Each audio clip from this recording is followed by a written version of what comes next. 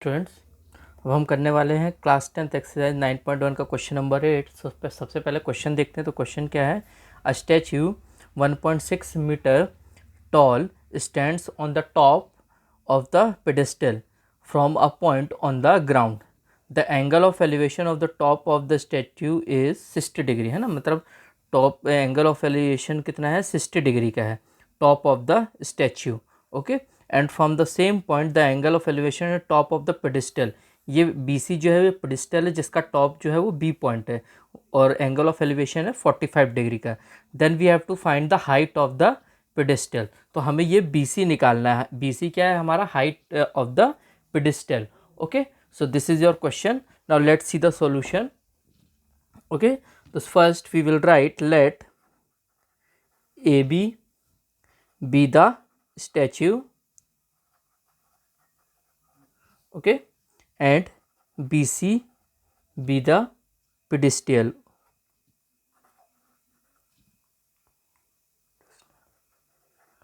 Okay, then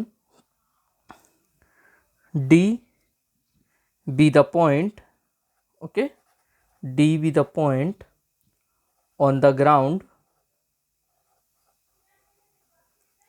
clear, from where the angles are to be measured, है ना। तो यहाँ से हमें एंगल्स को मेजर्ड करना है या गिवन है। तो सबसे पहले इन ट्राइंगल BCD ले लेते हैं, ठीक है। तो in triangle BCD, okay, in triangle BCD 1045 है यहाँ पे, तो यहाँ लिख लेते हैं अपन 1045 परपेंडिकुलर अपॉन बेस। तो परपेंडिकुलर क्या है? BC, जिसका वैल्यू हमें निकालना है, और बेस क्या है? DC या CD। ओके, सो 1045 का वैल्यू कितना होता है? 1। तो ये हो जाएगा आपके पास 1 is equals to BC upon CD। इसको और सिंप्लीफाई करके लिख सकते हैं। तो यहाँ आप देख सकते हो कि जो CD है ना, वो BC के इक्वल हो जाएगा। तो CD is equals to BC। Now next triangle लेते हैं ACD। So in triangle ACD, okay, तो ये भी हो जाएगा अपना क्या? 1060, है ना। एंगल 60 का है, परपेंडिकुलर अपॉन बेस, तो परपेंडिकुलर AC है ना। AC perpendicular upon base, AC upon CD। तो इसको हम चेंज कर सकते हैं। AC को हम दो पार्ट में लिख सकते हैं, AB plus BC, AB plus BC upon CD। Okay, now 1045 का वैल्यू होता है √3। Okay, so √3 is equals to AB plus BC upon CD।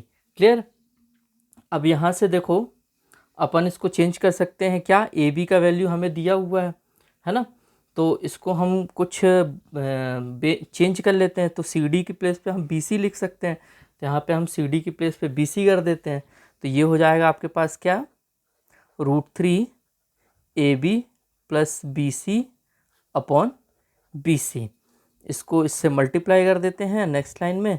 तो ये हो जाएगा BC √3 is equals to AB plus BC, AB plus BC। अब देखो आप, BC √3 तो एज इट इज़ है, AB की वैल्यू है 1.6, okay, plus BC। Clear? So BC, इसके साथ BC को यहाँ पे अगर अपन लेते हैं तो √3 -1 हो जाएगा, ये BC वहाँ आ जाएगा। तो ये हो जाएगा BC √3 minus BC is equals to 1.6। अब यहाँ से अगर अपन BC कॉमन ले लेते हैं, तो BC कॉमन ले लेंगे तो अपने पास क्या बचेगा? √3 - 1 इज इक्वल्स टू 1.6। तो BC का वैल्यू क्या हो जाएगा? 1.6 अपॉन √3 - 1। ओके, अब देखो, जैसा कि अपन ने पहले भी किया हुआ है कि डिनोमिनेटर में रूट नहीं होना चाहिए, ठीक है। तो अपन क्या करेंगे? इसको रैशनलाइज कर देंगे √3 + 1 अपॉन √3 + 1 से, ठीक है। तो ये अपने पास क्या हो जाएगा आगे solution? Okay, so this will become 1.6 √3 + 1 okay, and this will become a minus b, a plus b, a square minus b square, okay. So this will become 1.6 root 3 plus 1 upon 3 minus 1, root से square cancel, 3 minus 1 which is equals to 2, okay. So this will become 1.6 root 3 minus 1 upon 2, 2 1 जा 2, 0.8, तो हमारा जो final answer आएगा वो आएगा 0.8 root 3 minus 1. So this is your meter, this is your final answer. So this is your solution number 8. Now we will see question number 9. Okay, how we will solve question number 9. So let's first see the question. The question is the angle of elevation of the top of the building from the foot of the tower is 30 degree, है ना. एक building है जिससे angle of elevation है ना tower से foot of the tower जो बन रहा है वो 30 डिग्री का बन रहा है. And the angle of elevation of the top of the tower from the foot of the building is 60 degree. Building से 60 डिग्री का बन रहा है, ठीक है. If the tower is of 50 metre high, है ना, टावर जो है वो 50 मीटर हाई है या 50 मीटर हाई है ना. ये हमारी टावर है, ये हमारी बिल्डिंग है. तो आप देख सकते हो बिल्डिंग से जो एंगल ऑफ एलिवेशन बन रहा है वो 30 डिग्री का और यहाँ से टावर से 60 डिग्री का, ठीक है.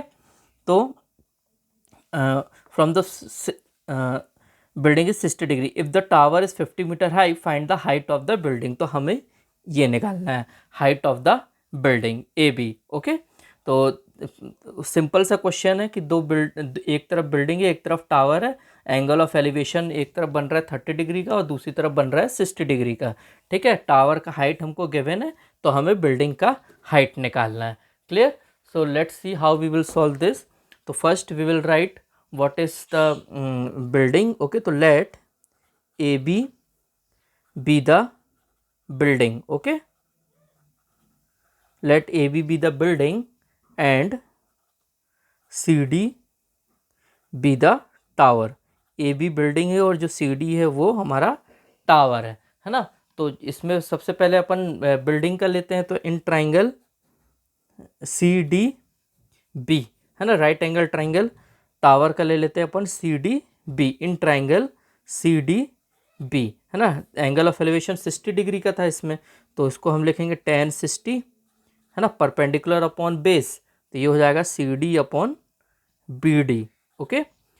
CD upon BD. तो ये क्या हो जाएगा हमारे पास, tan 60 की वैल्यू √3 है is equals to 50 upon BD.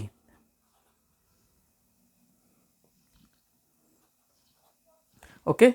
तो देन ये इसको अपन चेंज करके लिख सकते हैं. तो BD की वैल्यू अपन क्या लिख सकते हैं, 50 अपॉन √3, ठीक है. तो BD का वैल्यू हो गया 50 अपॉन √3. इसी तरह से नेक्स्ट ले लेते हैं in triangle ABD, okay. ABD. तो ट्राइंगल ABD में देखो tan 30 डिग्री लगाना पड़ेगा, है ना. ये एंगल दिया हुआ है तो इसमें भी परपेंडिकुलर अपॉन बेस है, तो ये हो जाएगा AB upon BD, okay.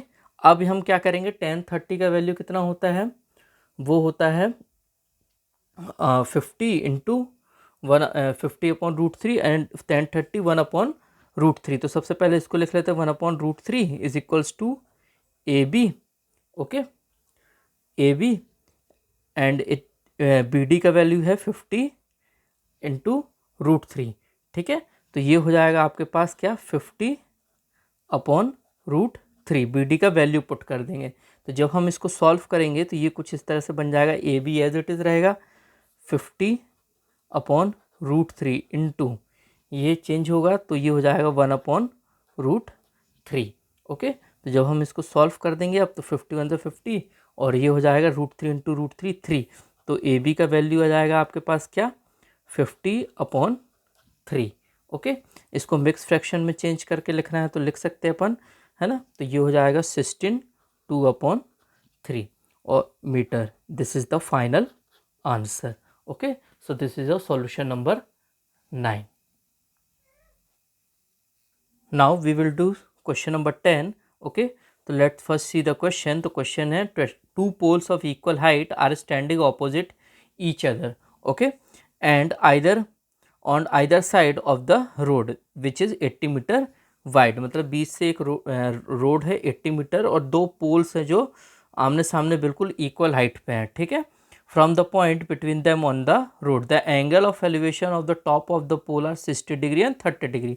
Figure में देख सकते हो एक टॉप ऑफ द पोल जो है वो एंगल ऑफ एलिवेशन 60 डिग्री का बना रहा है, एक top of the pole angle of elevation 30 degree का बना रहा है respectively.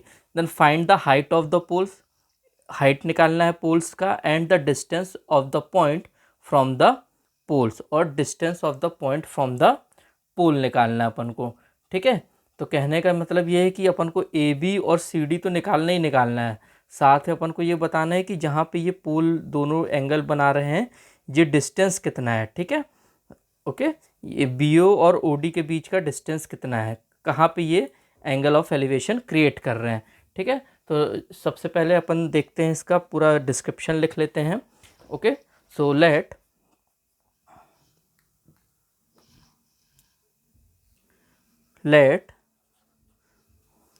A B and C D is equals to poles. Okay, A B और सी डी है पोल्स, है ना, और ओ इज द पॉइंट, है ना, where angle of elevation are measured. Okay, O is the point from where angle of elevation are measured, है ना। ओ से हम देख रहे हैं अपने एंगल ऑफ एलिवेशन को, एक तरफ 60 है एक तरफ 30 है। तो सबसे पहले अपन ये वाला ट्राइंगल ले लेते हैं ए बी ओ, है ना। तो in triangle A B O, जब ट्राइंगल ए बी ओ लेंगे तो ये हो जाएगा tan 60 डिग्री का, क्योंकि इस पे एंगल ऑफ एलिवेशन 60 डिग्री का है। तो tan 60 is equals to perpendicular upon base, okay, B O. इसको फर्दर सॉल्व कर, तो इसको अब हम लिख लेंगे tan 60 का वैल्यू कितना होता है √3, तो ये हो जाएगा √3 A B upon B O. Okay, then B O will become A B upon √3। Okay, now next triangle लेते हैं in triangle C D O. Okay, तो ये हो जाएगा tan 30, है ना, क्योंकि एंगल ऑफ एलिवेशन कितने का बन रहा है यहाँ पे tan 30 का। तो tan 30 is equals to C D upon D O. Now this will become 1 upon √3। Okay, 1 upon √3 है और tan 30 का वैल्यू होता है सी डी। अब डी ओ को अपन क्या लिख सकते हैं, डी ओ को अपन लिख सकते हैं 80 पूरा कंप्लीट माइनस बी ओ, तो ये हो जाएगा 80 minus B O. Okay, now this will become C D का √3 में मल्टीप्लिकेशन कर देंगे तो ये हो जाएगा C D √3 is equals to 80 minus B O. Okay, अब इसके बाद, है ना, सी डी तो एज इट इज़ रहेगा सी डी √3। अब बी ओ की जगह पे अपन ए बी √3 पुट कर सकते हैं, तो ये हो जाएगा 80 माइनस ए बी √3। ओके, फिर जैसा कि हमको मालूम है, अगर हम इसको इसके साथ लिख लेते हैं तो ये हो जाएगा C D √3 plus A B upon √3, okay, is equals to 80। अब हमको मालूम है कि ये दोनों टावर जो हैं वो इक्वल हाइट के हैं, ना, ये मैंने आंसर पहले से ही लिख दिया है इनके, ठीक है, यहाँ पे। तो C D √3 plus A B √3 is equals to 80। तो यहाँ पे अपन क्या कर सकते हैं, अब इसको यहाँ से, अब हमको मालूम है कि दोनों टावर का जो पोल है ना, हेंस पोल्स ऑफ, है ना, पोल्स आर इक्वल। ओके, तो जब पोल्स इक्वल है तो यहाँ से हमें क्या रिजल्ट मिलेगा, हमें यहाँ से रिजल्ट मिलेगा कि जो ए बी है वो सी डी के इक्वल है, या सी डी जो है वो ए बी के इक्वल है। तो यहाँ पे देखो हमको चेंजेस करेंगे, वो क्या करेंगे कि C D √3 as it is रहेगा, प्लस अब यहाँ ए बी की जगह पे सी डी पुट कर सकते हैं, C D upon √3 is equals to 80। अब यहाँ से सी डी कॉमन ले सकते हैं अपन, सी डी जब कॉमन लेंगे तो अपने पास बचेगा √3, 1 upon √3 is equals to 80। Okay, तो इसको सॉल्व करेंगे तो ये हो जाएगा, अपने पास एलसीएम ले लेंगे तो यहाँ पे 1 ले लेते हैं, तो हो जाएगा सी डी, है ना, √3 3 + 1, है ना, इससे मल्टीप्लाई करें, इसको इससे डिवाइड करेंगे √3 को √3 से मल्टीप्लाई करेंगे तो 3 + 1, है ना, और ये √3 से √3 कैंसिल हो जाएगा, 1 बचेगा, तो यहाँ 1 आ जाएगा, इज इक्वल्स टू 80.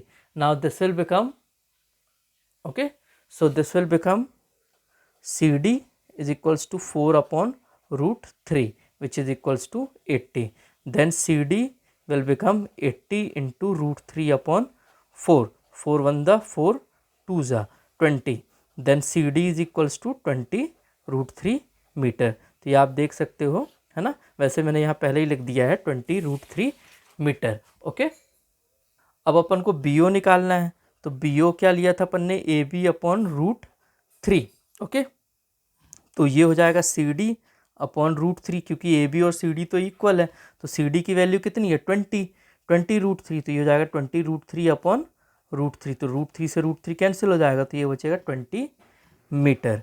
ओके, तो ये आ गया हमारा BO is equals to 20 metre. तो DO की जो वैल्यू है वो कैसे निकालेंगे अपन, DO का वैल्यू हो जाएगा हमारे पास BD माइनस BO, तो ये हो जाएगा 80, कंप्लीट दिया हुआ है BD 80 minus 20, which is equals to 60 meter.